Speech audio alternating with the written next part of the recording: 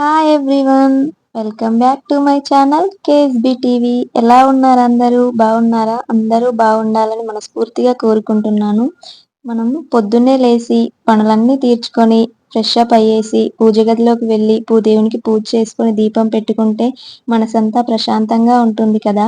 అసలే శ్రావణ మాసం స్టార్ట్ అయింది. శ్రావణ మాసం అంటేనే పూజలు. ఆల్రెడీ పూజలు కూడా స్టార్ట్ చేసే ఉంటారు కదా. ఇప్పుడు మన వీడియో ఏంటంటే healthy morning, healthy breakfast, healthy day. మనం పొద్దున్న లేసేటప్పుడు ఎలాంటి మైండ్ సెట్తో అయితే లేస్తామో మనకు రోజంతా అలానే ఉన్నట్టు అనిపిస్తుంది కదా. అంటే పాజిటివ్గా ఉంటే రోజంతా పాజిటివ్ మైండ్ ఉన్నట్టు.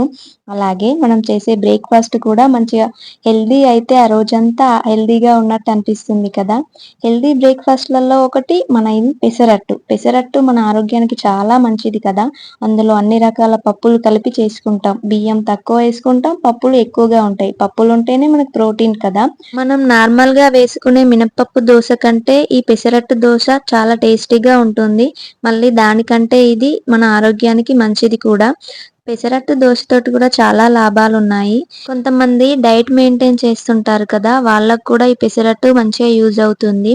పొద్దున టిఫిన్ లాగా అయినా చేసుకోవచ్చు, నైట్ డిన్నర్ లాగా కూడా చేసుకోవచ్చు.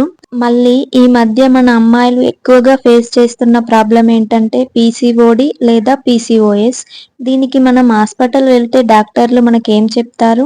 డైట్ మెయింటైన్ చేయండి అమ్మా, డైట్లో పెసరట్టు యాడ్ చేసుకోండి, లేదా పొద్దున మొలకెత్తిన గింజలు తినండి. మొలకెత్తిన గింజలు అంటే పెసర్లు, శనగలు నైట్ నానబెట్టుకొని పొద్దున మొలకలు వస్తాయి కదా, అవి పొద్దున తినండి అని చెప్తారు.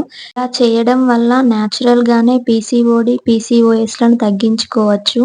చూసారా, పెసరట్టు అనేది పీసీఓడి, పీసీఓఎస్లను తగ్గించుకోవడానికి కూడా ఉపయోగపడుతుంది.